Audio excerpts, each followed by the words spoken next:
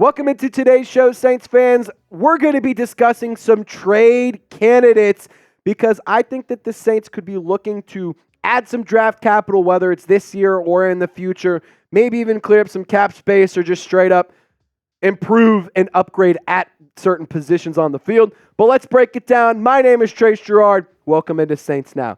And before I say all of this, I just got to watch my own back here. Got to cover my ass. This is purely just a list of players who I could see the Saints possibly trading to either A, save money, B, upgrade that respective position, or C, get back some draft capital either this year or in the future, like I just said. I do not want to lose some of these guys. A lot of them I would really prefer to stick around in New Orleans. I want to make that clear now, but got to just say one thing.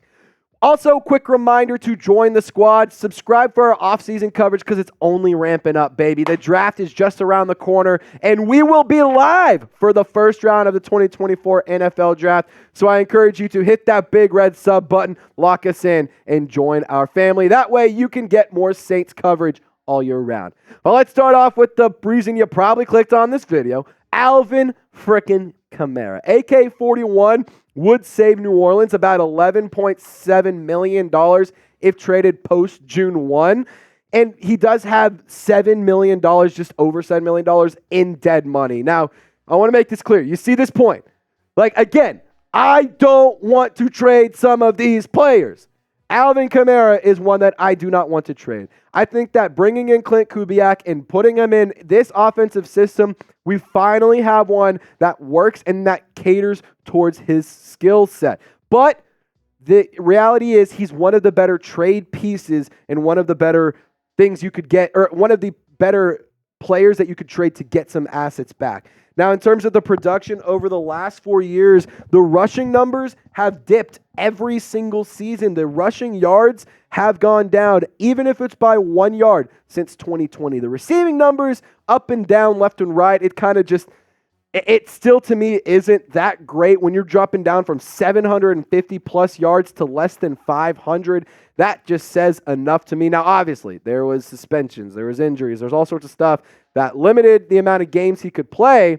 But in 2022 and in 2020, he played the same amount of games, yet the production does not look anywhere close to that. So I do also want to talk about this point. Maybe you have some trust in Kendre Miller.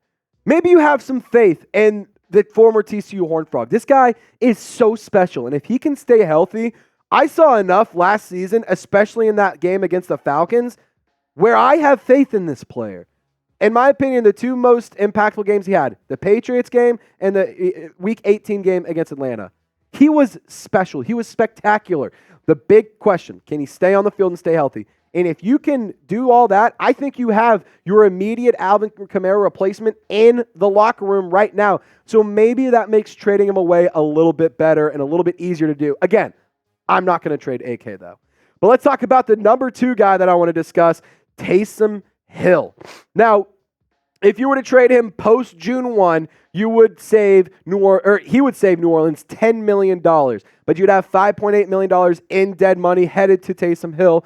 And to be honest, the only realistic trade partner you have for Hill is the Denver Broncos because of Sean Payton. And I do believe that keeping Taysom Hill around is best for both sides. Not very many offenses. Literally, there's going to be 2. It's going to be the Saints, whoever was running it, Pete Carmichael forever, now Clint Kubiak, and Sean Payton. Those are the only 2 spots that are going to be able to bring in Taysom Hill and utilize him the way that he has been used. No other team is going to be able to bring in that kind of player and just throw him to the wolves and it work out. That's just not going to happen. So for both sides, I think it's best for Taysom Hill to stick around in New Orleans. 1, he gets to play and still be a big contributing factor to an offense. And 2, for the Saints aspect, they don't lose a player that they truly do value. So if you would not trade Taysom Hill, if you want him to stay in New Orleans, get the 7s in the chat. Make it look like a sea of 7s. I want you to flood it down below. Type those 7s. It's his jersey number in the comment section. Now, trade candidate number 3 that I got to discuss is Marshon Lattimore. He would save New Orleans about $3.9 million if you traded him post June 1, but he has a lot of dead money, $10.6 million to be exact. But in the grand scheme of things, in silver linings, the trade rumors have cooled down. He has not been nearly as prominent in the NFL rumor mill around trades. And on top of that, he has no guaranteed money after 2024. So that could be a thing that appeals to a team that might want to trade for Marshon Lattimore. Now, in terms of reports around a trade, Mickey Loomis has said they have not gotten an offer that they can't refuse. And that's what it's going to take to move on from Lattimore. I do think he's sticking around, but I love the trifecta of Paulson Adebo, Marshon Lattimore, and Alontae Taylor, because then you also got Rajon Wright, the last chance you legend. You got Ugo Amadi, a really nice slot nickel option. You have Faion Hicks in the depth chart as well. And to be quite honest, I'm so excited for more Alontae Taylor. This is kind of pivoting away from Marshon Lattimore, but I found myself in a rabbit hole the other day of watching some highlights and some clips from him. Dude, the kid just plays with so much energy, so much swagger, and so much confidence. Like, that is what the New Orleans Saints defense is. Like, I think that he could become a player that is the pulse of the Saints defense. Like, I love what Alontae Taylor has been able to do, and I can't wait to see his development continue and see him shape up into a really talented defensive player. And whether that means Marshon Lattimore isn't around in the next couple of years, or I don't know, but I want Alontae Taylor on the frickin' field, and I think that he can be a big-time playmaker. But if you want to make some big-time money like a playmaker, go to prizepicks.com/CLNS and plug in that promo code CLNS to get started at PrizePicks. Now, PrizePicks is my favorite daily fantasy sports app, and all it is you just pick 2 or more players, choose more or less, and bam, you can win some real-time money. Now, in terms of some projections I'm rolling with, you can go NFL, you can go NHL, MLB. They have esports, they got League of Legends, NASCAR. They even have stuff for the Masters going on, which is this weekend. So, hey, if you want to put some projections down on the Masters, why don't you go use PrizePicks? But I wanted to go with some NFL season projections because I think that this is like a really fun thing that they do. I'm going with less than 4,099.5 yards for Kirk Cousins. The only reason is because he plays for the Falcons. I'm also going with more than 5 receiving touchdowns for Christian McCaffrey. It feels like he's pretty much good for one of those every game, every other game. And on top of that, I really like CJ Stroud, and I think that he's a great player. And they already brought in Stephon Diggs. So 26.5 passing touchdowns. Going to go ahead and hammer them more on that. But if you want to fade my picks, you want to tell my picks, I don't really care. Just make sure you do it with PrizePicks. So go to prizepicks.com/CLNS. Plug in that promo code CLNS for a first-time deposit match up to $100. Shout out to PrizePicks. It's daily fantasy sports made easy. All of that information is in the comment section and description of this video. Pick more, pick less, play PrizePicks. So let's talk about Cesar Ruiz. Now, this isn't a player that I think needs to get traded away. I also don't know if he's a guy who's going to command a lot of attention in a trade, but it's worth noting the Saints would save only $1.3 million, have $3.1 million in dead money. But Ruiz, he's a frustrating player in my eyes. A lot of different content creators and a lot of different people will sit here and say Ruiz is good, Ruiz is bad, He's just a frustrating player, in my opinion, because he shows flashes of being really good. And he can be a great offensive lineman, but he just lacks consistency. Before he had his contract extension, which tends to be a pretty common theme, not just for offensive linemen, but for any player, he was playing really, really well. Gets an extension, hasn't been as great. Now, the PFF, they also agree with me on this. The overall grade stinks. The pass blocking grade, a little bit better, but it's like spraying Febreze on a turd.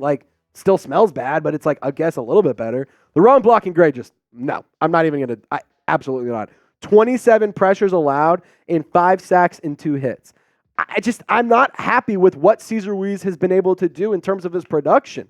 And at the end of the day, you have to upgrade this group. James Hurst, I'm a firm believer. I just don't think you can have him be your starting guard this year.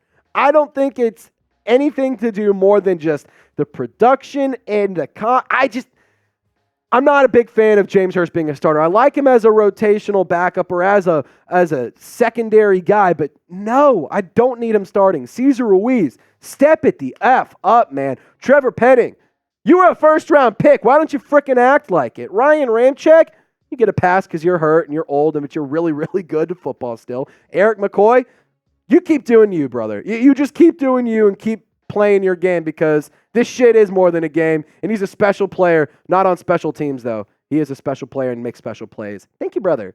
All right, so how would you rate the Saints offensive line? Scale it for me 1 to 100. For me, I mean, it's like a 62. Like, anywhere between 62 and 65. It's not even a 70 for me. But I want you guys to share your thoughts. Scale it 1 to 100. Couple more trade candidates to dive into. Pete Werner. Now, for him, you could trade him pre or post June 1, and the financials are actually going to be the same for him. If you were to trade him, you save $1.4 million. You only have $373,000 in dead money. He's playing on his rookie contract still. But in terms of why a trade, well, the Saints signed Willie Gay to compete with Pete Werner, and he's in the last year under contract because he's in his rookie deal, like I just mentioned. Now, if Willie Gay beats Pete Werner out as a starting linebacker, this could be a trade that goes down in August, right before the season or right around the end of training camp. And Werner is a special player. He is a talented guy who can be a reliable tackler, but the coverage just isn't as good as you might want it to be. And to be honest, I think that he needs to stay on the field more. Like this year, 16 games played, but he's had injury issues in the past. And in my personal opinion, this is Pete Werner's job to lose. You are the guy in the clubhouse. You have been the starting linebacker for the last few years. You have no reason losing this battle to Willie Gay. However, Willie Gay is an extremely athletic player, and he can cover a lot of space on the field. So maybe the Saints want to go with the more athletic, more dynamic linebacker in Willie Gay. I think that keeping Werner around, even if Gay wins the competition, is a smart move because you can throw him in the rotation. But this is a guy I could see the Saints moving on from and allowing some of these other young guys to get some run as well. But let's talk about the last guy in this video, Juwan Johnson. If you were to trade him, it would save the Saints about $3 million. He does have about $4 million in dead money. And in 2023, the production for Juwan Johnson did regress a little bit. And part of that is due to injury. Part of that is due to lackluster QB play, but let's not sit here and say Andy Dalton, pretend like Andy Dalton was anything special. He's extremely league average, and that's about it. But I still really like the player in Juwan Johnson. And I think that he can be a really reliable player. I called him Mr. Reliable. I literally gave him that nickname because in 2022, over half of his catches were either a touchdown or a first down. So they either finished drives or extended them. And in last year, the production wasn't as good, but again, there were a lot of factors to that. And to be honest, I remember one really freaking awesome play against the Buccaneers when he's diving, does that little somersault roll, pops back up, first down Saints to keep the drive alive. This is a guy who still has really nice attributes and really nice traits. But I will say this, if you go and draft a Brock Bowers or a Jatavion Sanders in the first 2 rounds, you can pretty much kiss Juwan Johnson goodbye. I just don't see a world where they're going to keep Juwan Johnson, Foster Moreau, Taysom Hill, and a Jatavion Sanders / Brock Bowers. It's just hard to justify 4 tight ends on the roster. Now, I'm not saying that they can't get creative with how they do it because, let's be honest, Taysom Hill isn't a tight end. He's just an offensive player. He is literally the fantasy football position of flex. So maybe you can justify it, but in my eyes, it just doesn't make a ton of sense to have 4 tight ends on the roster. That's just me, though. I can understand why you guys might disagree.